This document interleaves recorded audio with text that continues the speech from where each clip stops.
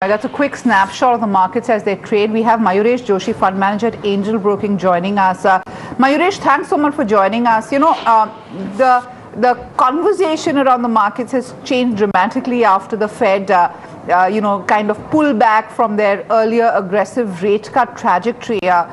We've seen a fair amount of fund flows into emerging markets, including India, and that's really also revved up markets.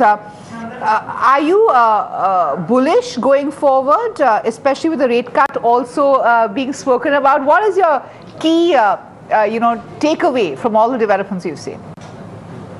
Afternoon, Mini. So what has happened clearly with a loosening policy on the European side? So the ECB has loosened its purse strings. The Bank of Japan has no other choice to fight deflation but to continue with its loose monetary policy.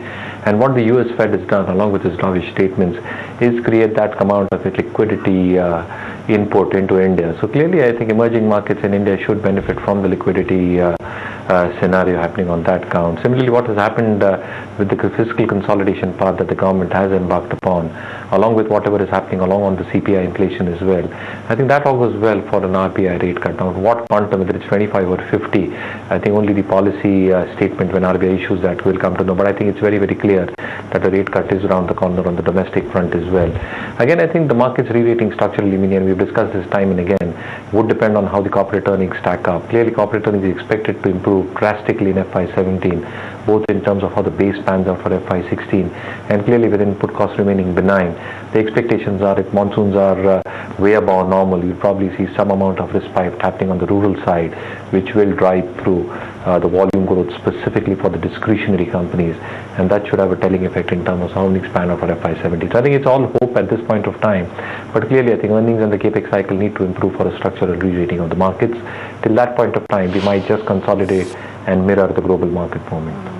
Mayuresh, one of the big comebacks has been from the beaten down commodity plays, Kane, Vedanta, Tata Steel, stocks that have been really badly off, including BHEL, which has got some pretty good orders in the last month. What's your take on this comeback? Is the worst over for these companies? And do you think you'll see fair amount of accumulation here? So any stocks linked to commodities, specifically crude, will react to how crude responds. So clearly, I think with the bounce back that you've seen in crude and a lot of base metals bouncing back, iron ore, coal, steel, you've probably seen a huge amount of respite and rally across global markets related to these commodity stocks. So how crude moves is a highly undefined structure at this point of time. The volatility might still well continue for the next few months. What happens with the OPEC meet in terms of core production for the next fiscal year is also going to be a key determinant going forward. So I think all these factors will play on these commodity stocks. But yes, I think we are seeing a huge rally happening both in terms of crude, base metals, ferrous as well as non-ferrous, and that rub-off effects is clearly being seen in our markets as well. Fair enough. Let's shift focus a little and get Mayuresh's views on this. But before that, let me go across to my colleague Shell, who joins us. IT behemoth TCS has reason to smile. Brokerages are turning positive on the company. Why is that happening? Shell, take us through the rationale there. That's right. So yesterday, TCS went out and met analysts in an analyst meet, and they've actually given out a lot of statements which have been seen in a positive light from the brokerage's point of view. Let's take a look at a few of these. Macquarie is one of them, which has gone and maintained their outperform rating on the stock, the price target of 2,975. A couple of qualitative statements coming in from there. They say that TCS has leadership capabilities in the digital domain. Company has made investments in emerging technologies. And the company is working aggressively to reskill its employee base to remain pertinent to the client's IT needs. Another one view coming in is from Morgan Stanley. They say that they remain equal weight on the stock. They say that on core business, management has maintained a stable outlook, and also TCS demonstrated its progress in the digital segment. The third view coming in is from Credit Suisse, and they maintain their outperform rating on the stock with a price target of 2,900. They believe that TCS is well placed to take advantage of the ongoing changes in the technology spending. They also say that TCS now trades at a 10% discount to its 5-year average valuations, and that's also one of the reasons that they point out. They say that the management's overall comments on the environment were reasonably positive, and Diligenta seems to be bottoming out and should no longer be a headwind for 2016. Fair enough. What's your call on this, Mayuresh? TCS, has been going through a rough patch in the last couple of quarters. Delentia is one of the big, drags on the company. What is your take on TCS as things stand? So large cap IT is something that we remain extremely optimistic about over the next 6 to 8 quarters. And the entire premise behind why we remain optimistic is the kind of client mining that a lot of these large cap IT companies have done is an extreme good light. Secondly, I think if you look at the EBIT margins for a lot of these companies, they do get impacted in Q3, Q4. There is a scenario of wage hikes, there is a scenario of client discretionary spending, there are a lot of furloughs involved. But again, I think if you paint a larger canvas, the dollar and the rupee revenue growth should be quite reasonable for a lot of these companies. Even the volume growth, in our opinion, will be quite reasonable. So again, I think the constant currency growth maintained, volume growth maintained, expansion of margins over the next 2 years. You're looking at client mining activities, utilization levels expected to remain stable and inch up going forward, and attrition levels probably remaining stable. So all these attributes working extremely fine for the large cap IT industry as a whole. TCS specifically, I think, with the kind of con call that they had yesterday, our own take is that the kind of additions that they're expected to come through, diligent or probably, as the management is indicating as well, I think by the next year or year and a half, you should see positive synergies come through from that acquisition that it's done. So I think all these developments are in the light shed for TCS overall over the next 2 to 3 years. Pharma stocks are taking it on the chin, led by Lupin. Lots of concerns out there, especially after the US FDA probe on the Goa plant. It is at a fresh 52-week low. I've got my colleague Shraddha joining us with what's driving that stock so low and why brokerages are so bearish on Lupin. Shraddha. We have seen many brokerages raising concerns on Lupin after the news of their Goa plant inspection, having received 4 to 9 observations in Form 483 came in on Tuesday. In fact, the stock has fallen as much as 15% in just the last 4 days. In fact, it has even gone ahead and hit its 52-week low today. So if we see what Lupin, what Citi has to say on Lupin, well, they did sound pretty cautious. They've said that the observations on Lupin have actually made them incrementally watchful over the near term.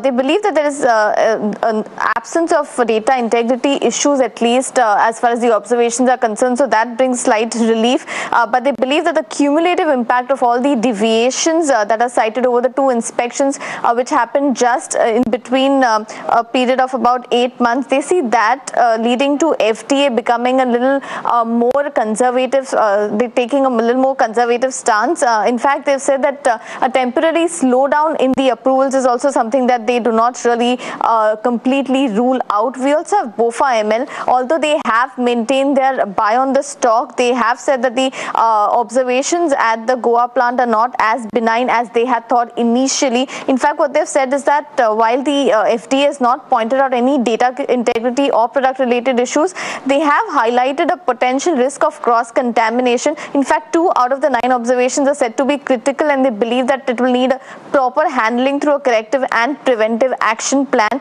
In fact, they also believe that the Form 483 observations could lead to a delay as far as new product approvals are concerned, and that could hurt the near-term growth. And that is because as much as 12 to 15% of FY17 EPS is linked to new launches from the Goa plant itself, and so they believe that a clean chit from the US FDA is an absolute must from the Goa plant as far as US business is concerned from Lupin. Right. Mayuresh, do you have a call on Lupin after the kind of overhang it has faced over the last couple of days? Again, largely what has happened with the observations is a couple of the observations were repeat observations, and again the remedial measures are going to take a while. So in the normal process, I think the remedial measures does take a year and a half, 2 years to resolve. And clearly, as Shraddha was pointing out, I think if there is any delay in the remedial measures coming through, you will see delay in approvals of launches coming through for the Goa plant, which is an extremely important front for Lupin as far as the US markets are concerned. The other aspect also was that the valuations for Lupin, even at higher levels, were on the higher side compared to its trailing averages. So clearly, I think one really needs to be very, very stock specific and selective when it comes to the pharma sector as a whole, because the sector generally is trading at higher valuations compared to its long-term averages as well. Fair enough. I'm going to look at the broader markets, Mayuresh. This month, we've had a very, very big rally across the commodity markets. There is a huge amount of money flow that's come back into the system. On the downside, we kind of bore the brunt of the selling on the BRICS or the emerging market countries. On the upside, you see the case for a stronger rally. And what are you advising your clients right now?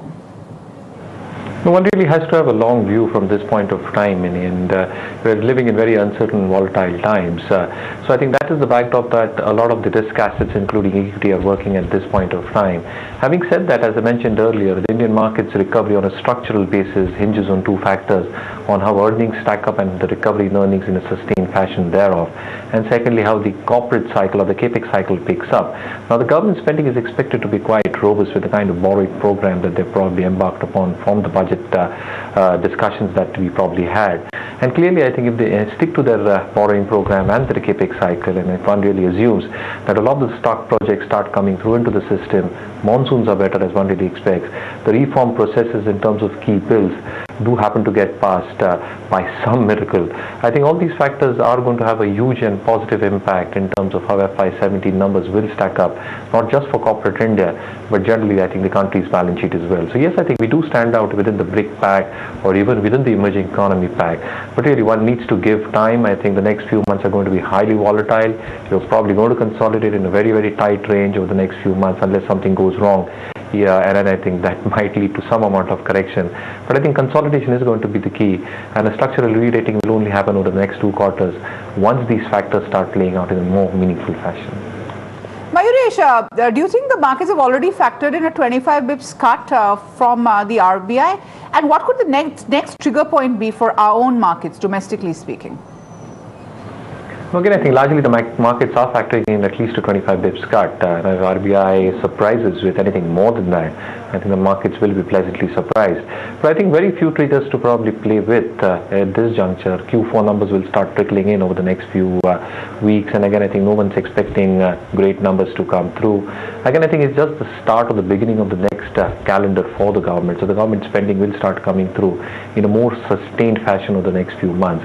So I think we'll have to consolidate over the next few months, probably look at how the global developments are panning out equally in this time period, what kind of impact the monetary easing specifically in the European area and the Japanese markets has on the emerging markets as a whole as well.